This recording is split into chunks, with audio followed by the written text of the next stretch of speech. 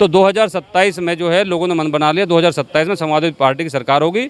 और मैं आपके बीच में और बता दूं, चाहे समाजवादी पार्टी धौलाना से किसी को टिकट दे, हम जिता के भेजेंगे। टिकट देने का काम राष्ट्रीय अध्यक्ष जी का, जिता के भेजने का काम हमारा है। तो अखिलेश जी अब क्या वादा कर रहे हैं जनता से? अखिलेश जी ने वादा किया है कि महिलाओं को 40,000 रुपये सालाना पेंशन मिलेगी, हर किसान को हर गांव में 300 यूनिट फ्री मिलेगी, सिंचाई बिजली बिल्कुल मुफ्त होगी, बच्चों को पीजी तक की शिक्षा बिल्कुल फ्री होगी, बच्चों को रोज़गार मिलेंगे। जितनी भी फैक्ट्रियां आपके सामने मैं वादा करता हूं कि अगर हमारी सरकार बनी तो 15 दिन के अंदर फैक्ट्रियों में 40% आरक्षण दिलाने का काम करेंगे। हमारे बच्चों को प्रायोरिटी पर नौकरी मिलेगी जिसकी जैसी योग्यता होगी।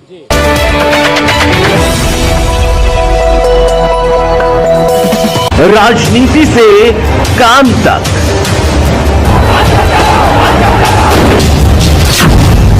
अपराध से अंजाम तक, खेत से खलिहान तक, अब हर खबर पर होगी हमारी नजर।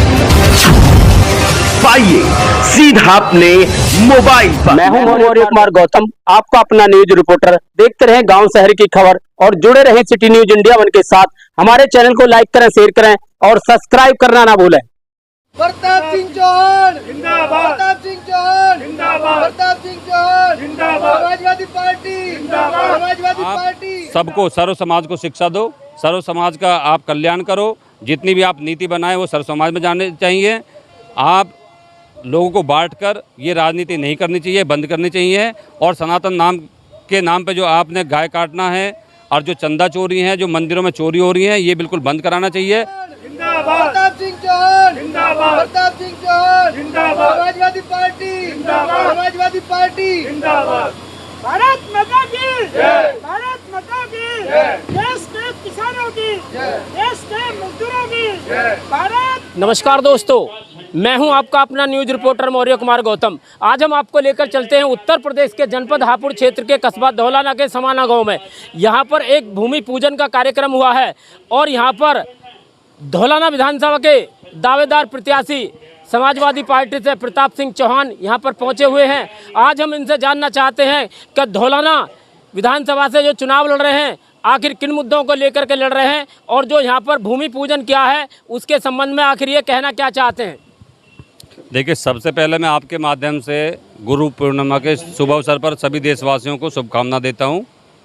और दूसरा, जैसा आपने बताया, समाना में गुरु पूर्णिमा के अवसर पर एक भूमि पूजन था। हमारी बहन नीतू चौहान जी और सभी के सहयोग से ये भूमि पूजन हुआ है और सभी का इसमें सहयोग रहेगा। लेकिन जैसा भी आपने कहा, धौलाना में किन मुद्दे पाए, देखिए सिर्फ बात धौलाना के नहीं है। आप अगर पूरे उत्तर प्रदेश में देखें, आज सनातन की सरकार है, ऐसा हमें कहा जाता है, ऐसा बताया जाता है। लेकिन देखिए, हमें सोचना पड़ेगा कि जब सनातन की सरकार में एक साधु संत के होते हुए रोज की 70,000 गाय उत्तर प्रदेश में कट रही हैं, क्या एक साधु बाबा के होते हुए 70,000 गायों को कटना, क्या ये शोभा देता है सनातन में? दूसरा, प्रभु राम हम सबके आराध्य हैं, हमारे भगवान हैं। सबने, पूरे हिंदुस्तान ने, पूरे विश्व ने इसमें चंदा देके राम मंदिर का निर्माण कराया। लेकिन आप देखिए, भगवान प्रभु राम के मंदिर में भी चंदा चोरी हो रही है। वहाँ जो उनकी आस्था में चीज़ें और मूर्ति चढ़ाई जा रही हैं, वे भी चोरी हो रही हैं। क्या यही सनातन धर्म है? क्या हमें सोचना नहीं चाहिए कि सनातन धर्म ऐसा होना चाहिए? क्या हमारी आस्था को ठेस नहीं पहुंच रही है? उसके बाद में अगर हो भी गया तो सरकार ने कार्रवाई क्या की? ना तो कोई बड़ा चंदा चोर गिरफ्तार हुआ है, ना गाय काटने पे रोक लगा रहे हैं। तो ये सब गलत है, सनातन का अपमान है। और ऐसी बहुत सारी चीज़ें, अब आप देखिए, जैसे यूजीसी लेकर आए हैं, यूजीसी में पूरे उत्तर प्रदेश में, पूरे भारत में विरोध है कि आप बच्चों को आपस में जात पात पर लेकर आके जो बांट रहे हैं, ये गलत कर रहे हैं। इसका हम विरोध करते हैं। और पूरा जो सवर्ण है खासकर, वो सभी इसका विरोध इसलिए कर रहा है कि बच्चों को आपको बांटना चाहिए। बच्चे आज डर के कारण बड़ी बड़ी यूनिवर्सिटी में एडमिशन नहीं ले रहे हैं। तो ये हमें सोचना होगा कि भाई ये सरकार क्या चाह रही है। अभी आपने देखा हो, दिल्ली के जंतर मंतर पे बच्चों को कितना बेहरे में से मारा गया है। हमारी छोटी छोटी बेटियों को, बच्चियों को, उनके कपड़े फाड़े गए हैं। तो क्या यही सरकार है? लोग सरकार इसलिए चुनते हैं? हम सबको 2027 में सोचना पड़ेगा। ये सरकार सनातन का भी अपमान कर रही है, ये किसी हिंदू की रक्षा नहीं कर रही है। सभी लोगों में भाईचारा इन्होंने ख़त्म कर दिया और विकास कहीं है नहीं। आप पूरे धौलाना में देख लीजिए, सड़क सारी टूटी हुई हैं, फैक्ट्रियां हैं नहीं, पानी कहीं अच्छा आ नहीं रहा है। चिकित्सा में ना यहाँ कोई मेडिकल कॉलेज है, ना कोई बढ़िया प्राइवेट हॉस्पिटल है और ना शिक्षा है। बच्चे पढ़ने, हमारी बेटियाँ कई किलोमीटर दूर यहाँ पढ़ने जाती हैं, जिसमें उनकी सुरक्षा से खिलवाड़ होता है। तो हम चाहते हैं कि ये सरकार खरी नहीं उतर रही है। 2027 में इसको जनता बदलेगी। जनता ने मन बना लिया है, क्योंकि जो गाय की रक्षा नहीं कर सकता, बच्चों को शिक्षा नहीं दे सकता, युवाओं को रोजगार नहीं दे सकता, माँ बहनों की रक्षा नहीं कर सकते, रोज़ के आप देख रहे हैं बच्चियों के बलात्कार हो रहे हैं, कोई कार्रवाई नहीं करती है। तो 2027 में जो है लोगों ने मन बना लिया, 2027 में समाजवादी पार्टी की सरकार होगी। और मैं आपके बीच में और बता दूं, चाहे समाजवादी पार्टी धौलाना से किसी को टिकट दे, हम जिता के भेजेंगे। टिकट देने का काम राष्ट्रीय अध्यक्ष जी का, जिता के भेजने का काम हमारा है। तो अखिलेश जी अब क्या वादा कर रहे हैं जनता से?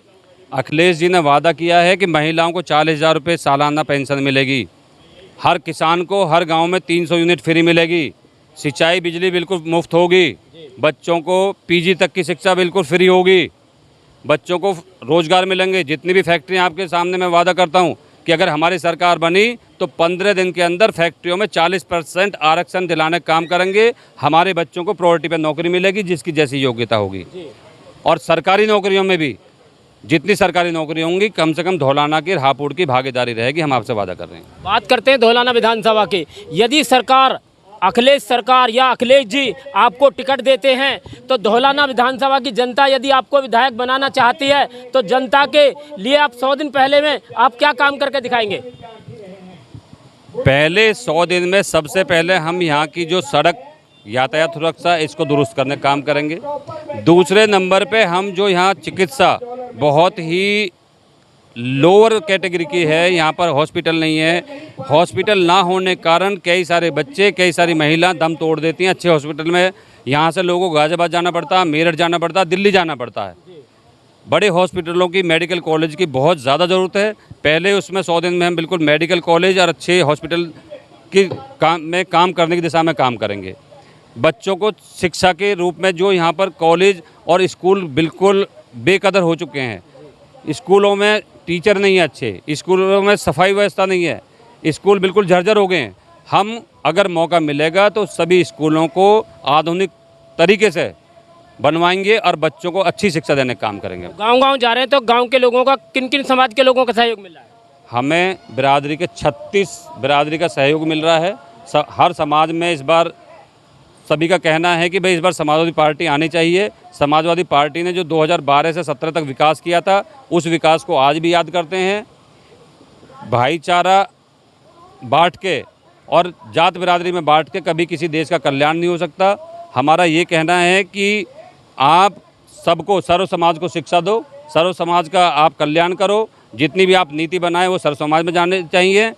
आप लोगों को बांटकर ये राजनीति नहीं करनी चाहिए, बंद करनी चाहिए। और सनातन नाम के नाम पे जो आपने गाय काटना है और जो चंदा चोरी हैं, जो मंदिरों में चोरी हो रही हैं, ये बिल्कुल बंद कराना चाहिए। इसमें कौन करा रहा है? आप देखिए, इसमें सारे बीजेपी के लोग घुसाए हुए हैं। हमें कह रहे क्या इतना बड़ा जो चंदा चोरी किसी बड़े अधिकारी के बगैर हो सकता है? ये नामुमकिन है। आप किसी ड्राइवर को पकड़ के, किसी छोटे छोटे नौकरों को पकड़ के जेल में भेज देते हो तो कहीं ना कहीं आप बड़े लोगों को बचा रहे हैं। हम चाहते हैं कि इसकी निष्पक्ष जांच हो। सनातन धर्म का अपमान नहीं होना चाहिए। जो चंदा चोर हैं वो सब बाहर आने चाहिए, और जितना भी पैसा चंदा चोरी में गया प्रभु राम का, वो सब वापस आना चाहिए। जिंदाबाद प्रताप सिंह चौहान, जिंदाबाद प्रताप सिंह चौहान, जिंदाबाद समाजवादी पार्टी, जिंदाबाद समाजवादी पार्टी।